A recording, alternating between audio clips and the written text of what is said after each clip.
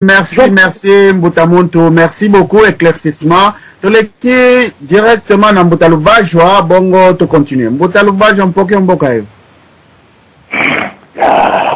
Or, na pesi mbote na bino nyonso, na yambi bino na kombo ya nzambe, oyo nzambe akila mabele oyo babenga kombo ya Congo. Alors, na kobanda lisese moko boy. Jour moko feti moko ezalaki awa, soki ezalaki na Kinshasa, bolingaki bobenga yango foire internationale. Ngai na mwasi na ngai na bana na ngai, tokamati toki kuna, to dépensaki $100.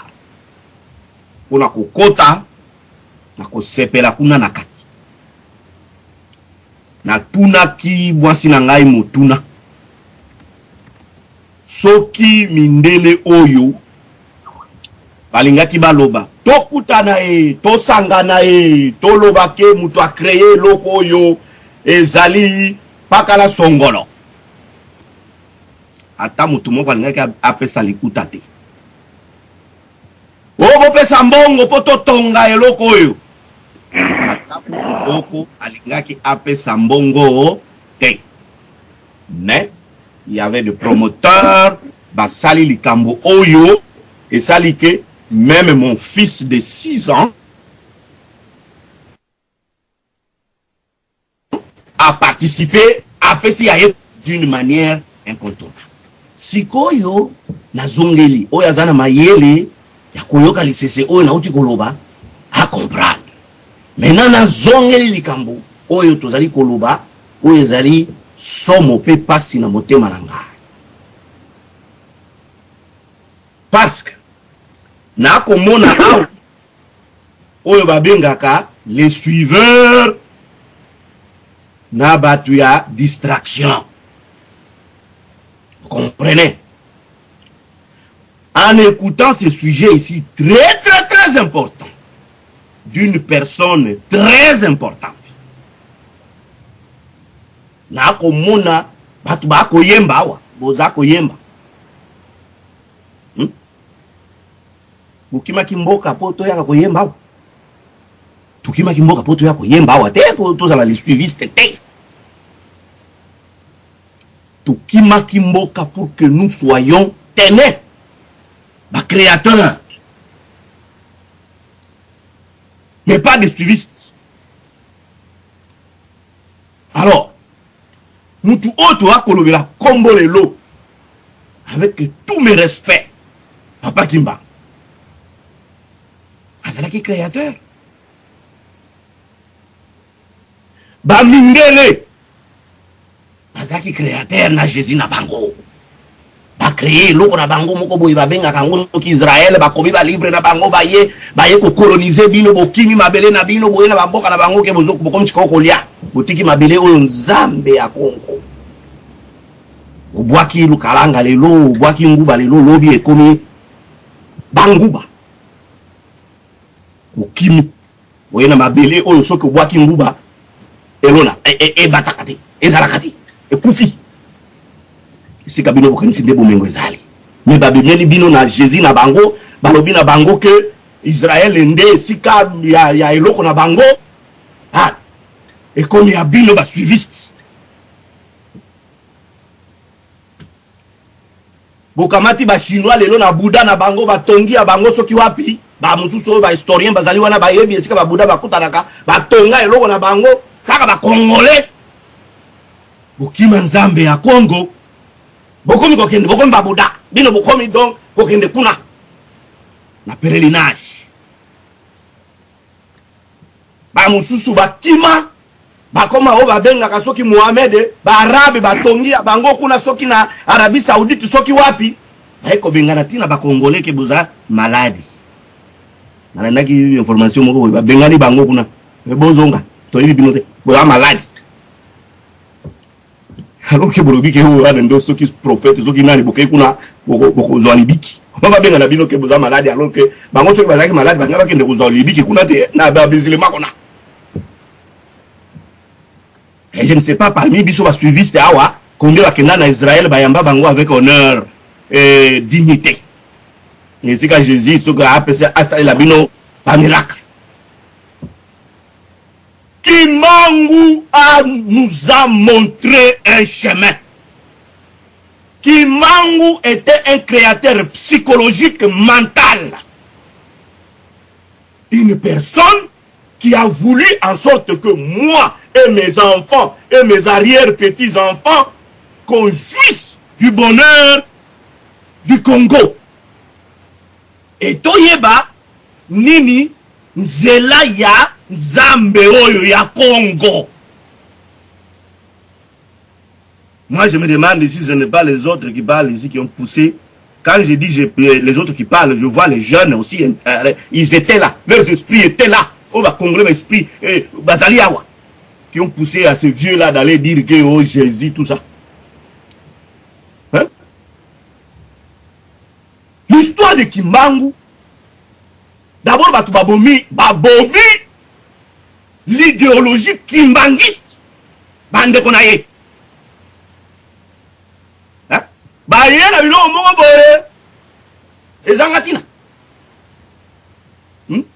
qui n'a rien à faire avec l'étude spirituelle du Dieu du Congo que Kimbangu avait compris. Il a compris qu'il y avait un Dieu, le nôtre.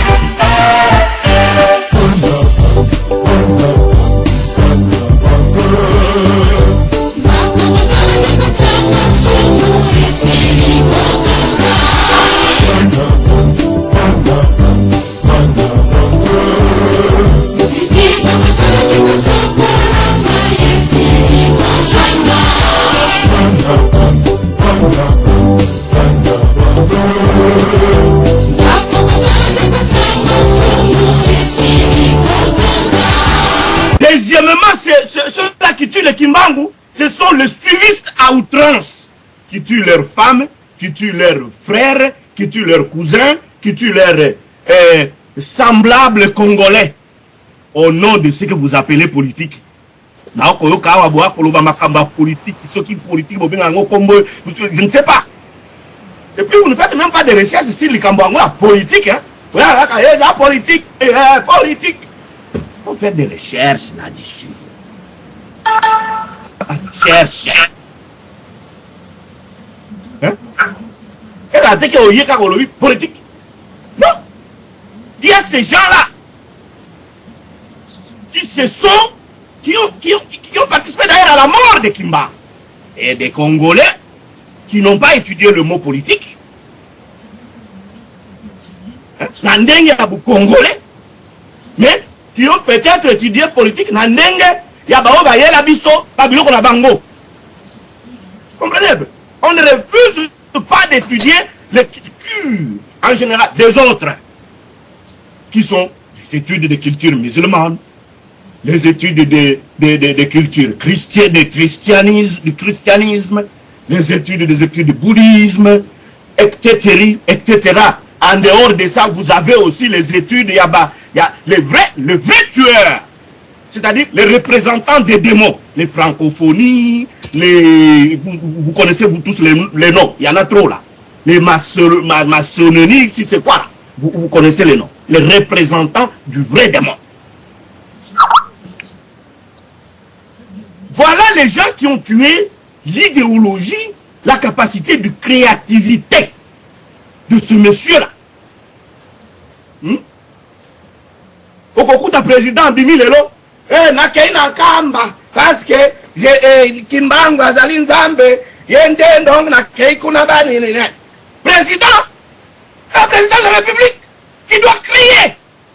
Mungu twakina una. Okuti bande kwa Kimbangu, wafani wana, Kimbangu alobaki, balobi, bapeti mbongo, tout ça, et tongi, kolo moko boye, ezanga technologie.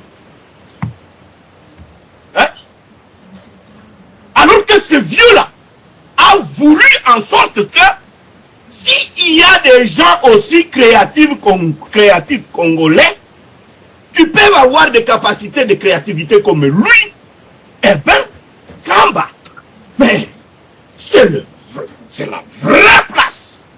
Il y a pèlerinage, il y a d'autres nations comme les Blancs, comme les Arabes, comme les Chinois, comme les je ne sais pas qui de Spanish, qui viennent pour voir nous les Congolais la source de la force, de créativité mentale et psychologique que vous appelez en d'autres termes spirituel. Comprenez? Et si un président avait la capacité de pouvoir fonder, ou bien, pas fonder, mais continuer cette idéologie de créativité spirituelle, mentale et psychologique, à ce moment-là,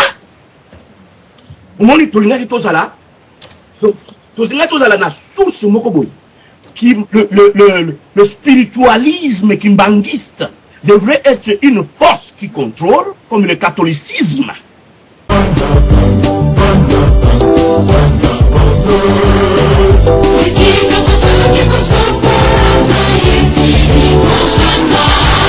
Avec leur pape qui contrôle la politique des Blancs.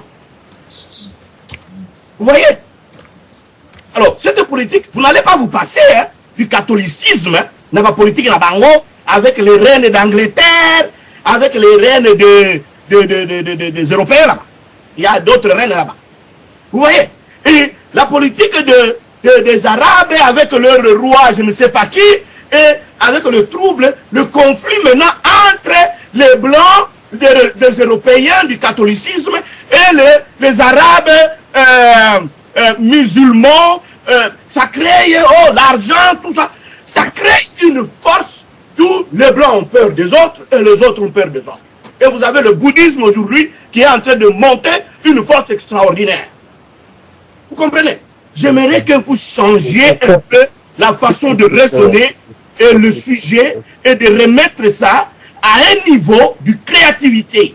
De ce que Kimbangu nous a démontré pour que nous, quand nous sommes venus, là où nous sommes venus fouiller, là où nous avons fouillé, donc nous sachions comment monter les enchères. Alors je vous laisse que vous montiez les enchères. Nous causons la source dans le discours, dans le suivisme. Je vous laisse monter un peu les enchères. Je vous remercie.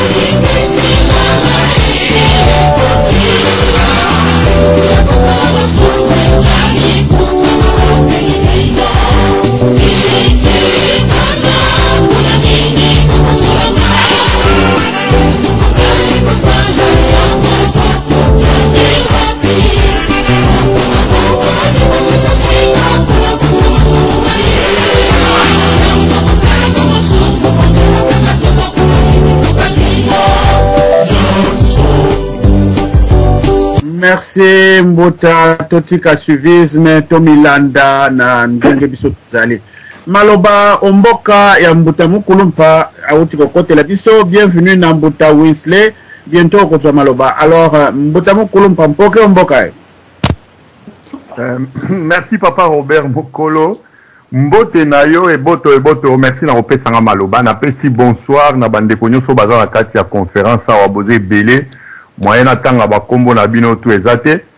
Mais en tout cas mention spéciale na papa Sage, papa Odon ayebi pourquoi na lobi boye pour na chat to so la kana ndenge mususu.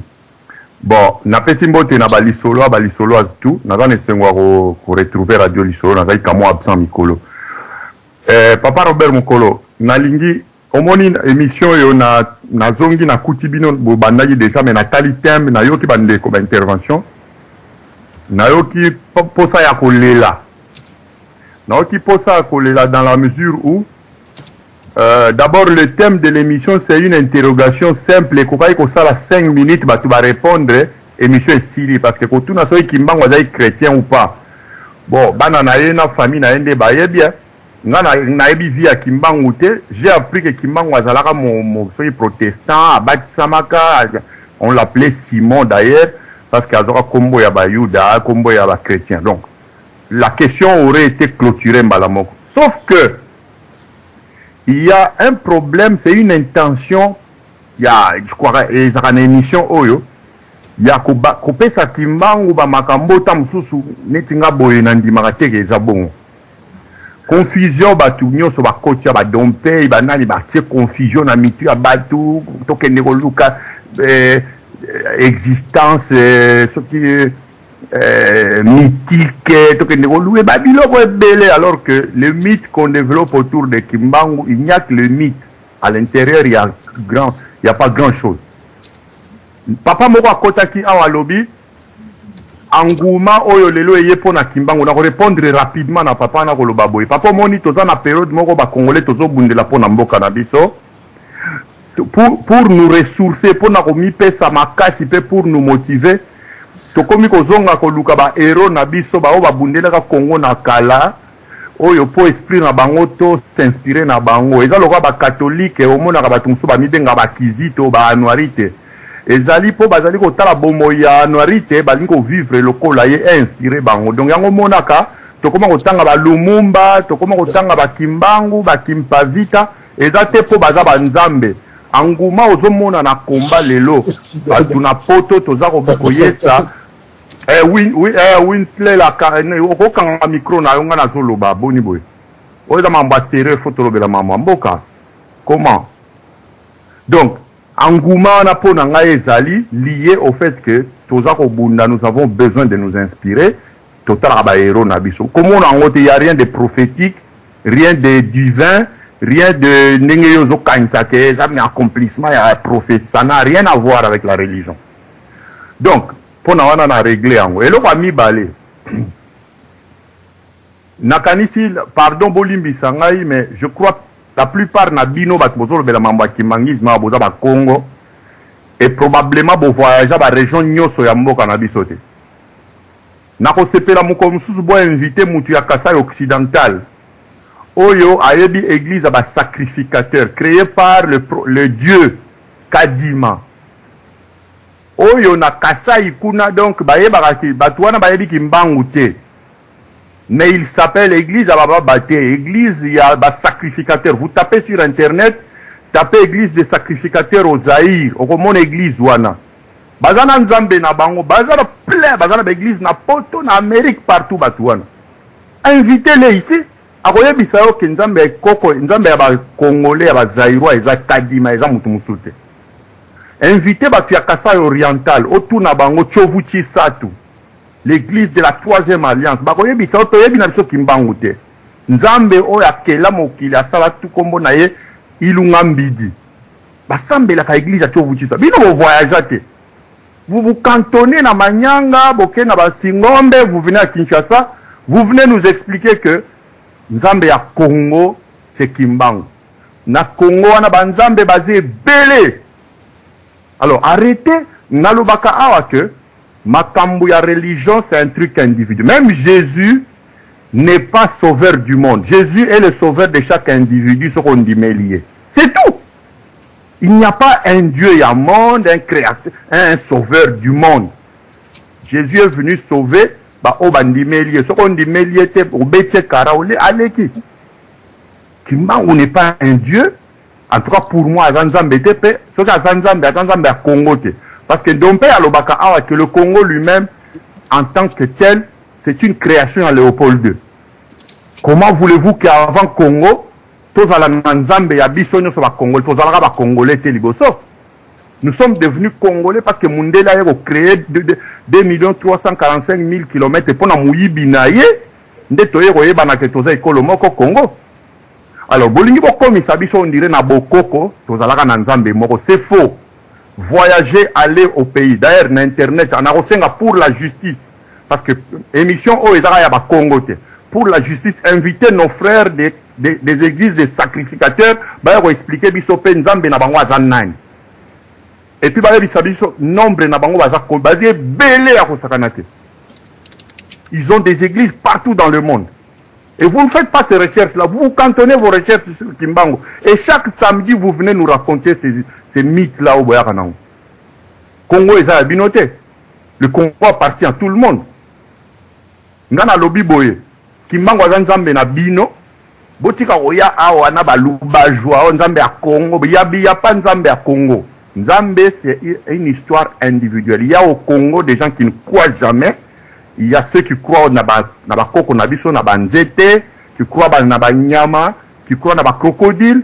Laissez la foi na mutu na mutu. Maintenant, la question de savoir si Kimbangu était chrétien ou pas, allez poser à ses enfants, bazali ko kende l'église peut-être banana ba koyeba, ba ta quartier na bango ba voisin na bango, ba yebi, c'est tout, l'émission s'arrête dans 5 minutes quoi.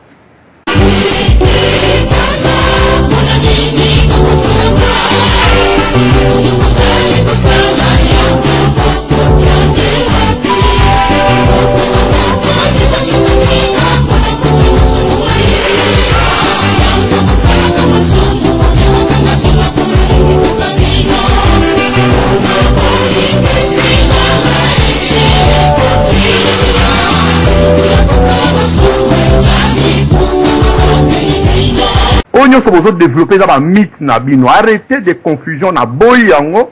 Il n'y a pas un dieu pour le Congo et Kimbangu n'est pas un dieu à Congo. Kimbangu c'est un monsieur congolais que je respecte beaucoup parce que combat naye par rapport à complexe na tangwana batu bazalaka kobanga mundele mais tipwana telemeli mundele ebisie tête à tête boye bakokai ko écraser na bangoye. Mais ce courage-là, alors on a tout comme ça va Tshisekedi. Tshisekedi va zolobela, va zotelemela va pouvoir parce que le droit de l'homme quelque part est allié. Ah, démocratie non, droit de liberté de parole. Maintenant on va Kimbangu liberté de parole les alakate. Voilà ce que j'admire dans ce type-là. Il ne devient pas un dieu à cause de ça ou grâce à ça. Vous voulez faire de ce type un dieu qui a bino. Chaque jour, tu as le même discours. Chaque jour, vous avez le même discours. Laissez les kimbangistes croire en leur dieu et laissez cette affaire à croyance dans l'église kimbangiste. Et talibi sauté, moi je respecte la foi de tout un chacun. Congolais, je le respecte en tant que tel. Mais ce qui est Kimbangu en tant que patrimoine national, ezali tata na biso tout parce que Kimbangu a un grand esprit à télémela bato yo biso to télémela bango lelo. Nous avons besoin de nous ressourcer na kati ya bakombo ya Kimbangu wana. Yango moni biso ngala ba grand kimbangiste côté wana. La grand kimbangiste na l'équipe bino na kimbangisme. Na lobaka esprit ya Simon Kimbangu ezaka na nkamba te. Arrêtez cette histoire là. Et l'esprit de Simon Kimbangu est sur nous ba auto télémela ka bato yo. Bisoto telema pona combat pona Congo. Voilà parce que Kimbangu aboyaka boumbu. Kimbangu aboyaka domination à batu ol. Voilà dans quel sens moi Mukulumpa je suis kimbangiste numéro 1 mondial, numéro 1 mondial de kimbangisme. Botika ba lokuta na bino boyaka nango pour nous raconter n'importe quoi. Arrêtez oh bakanga kiena ba bamba, ça ne nous regarde pas. Ça ne regarde pas le Congo. Arrêtez ça. Maintenant, pona souki ça. Ba chrétien bazanga na Bible na bango. Ba musulman batanga à Coran. Vous les kimbangistes là, la religion na bino ya kimbangi, pour nous permettre à nous de lire ba verset, na ba makambo nyoso bino boyaka koloba a. Bible na enfin livre saint na bino kombo na ngoni. Ezaka masapo ou bien livre wana eloko wana ezali. Je ne connais pas ça, moi je suis congolais, je suis né au Congo na mona yango te. Alors vous venez ici au Kimbangu alobaka na 1928, Kimbangu alobaka na 1915, mais écrivez ça, donnez-nous. Citez-moi le livre saint oyo nga na kokende kotanga pona yeba kimbangisme ezali nini à part kaka na mona kabino bolati vert blanc bozo beta mbunda tongo tipo quoi. Et vous moi je suis né au Congo, je demande à tous les Congolais de nous dire bosala livre wana kombo na yango parce que vous critiquez la Bible botanga Bible. Nous n'avons pas l'occasion de lire votre livre pour le critiquer. Arrêtez de prendre Kimbangu le kwa mutu na be Kimbangu za ya biso tout.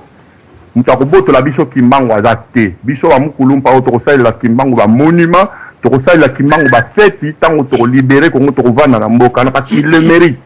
Et il n'y a pas que Kimbango. Ma maman Kimpavita, ma tebele à esprit va télémérer là bas. Alors arrêtez s'il vous plaît, j'insiste. Ba lukuta na ba mythe na bino boza na bangwa, c'est des rêves.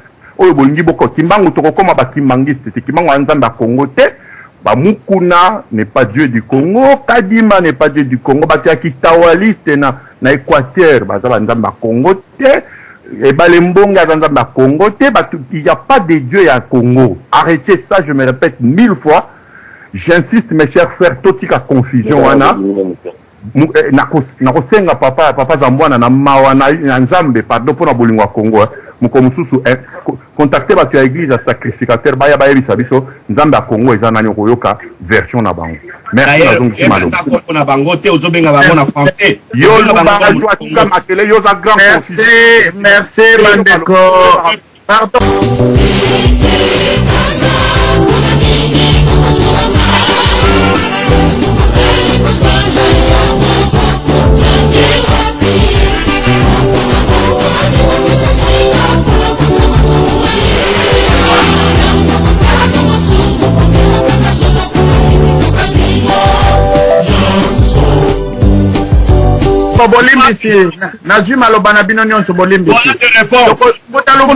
Excusez.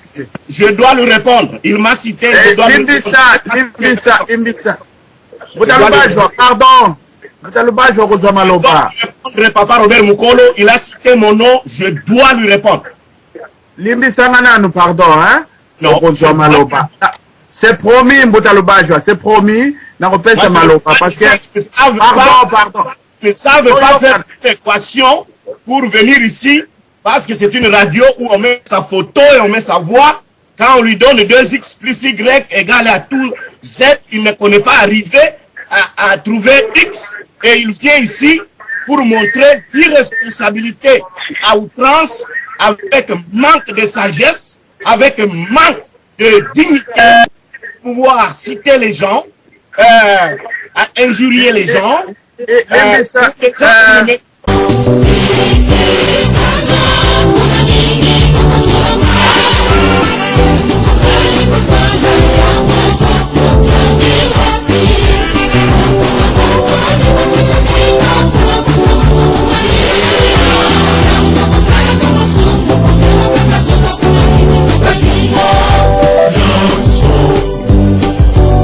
Être appelé Congolais, voilà pourquoi on nous amène des Rwandais et je ne sais pas quoi, parce que nous avons des irresponsables qui se sont inclus dans les gens qui sont en train de réfléchir pour démontrer ici leur irresponsabilité à outrance.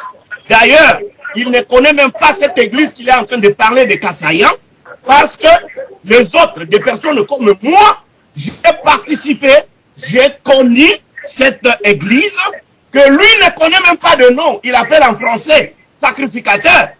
Aloba yango na monoko ya Congo. Wa comprendre. Loba église yango na monoko ya Congo, pesa kombo na bango na monoko ya Congo.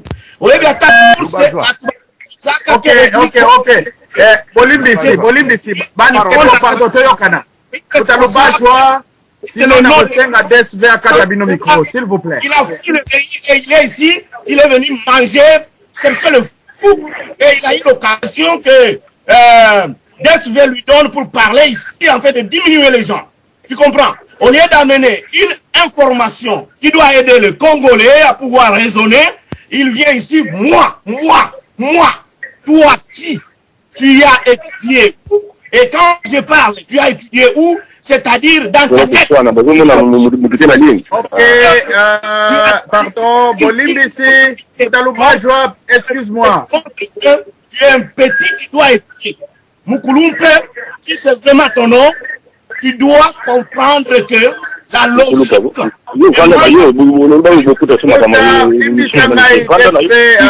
Je pense que vous avez un micro à part s'il vous plaît.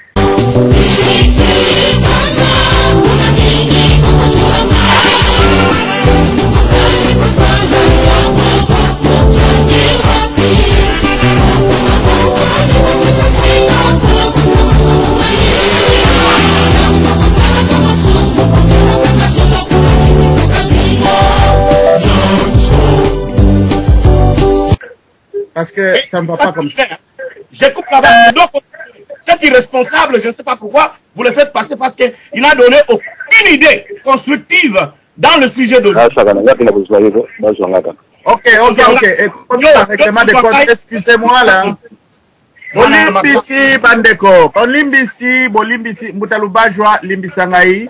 Bandeko Banso, Bolimbisa Biso. Radio Lisolo, Ezali au choc des idées, jaillit la lumière. Mboutamu Kolompa na Sengio, Kimia, Moutalubajwa na Sengi Bino, Kimia, Tokozonge la Bino, Mwete, Toloba. Toza Koloba Pona Congo.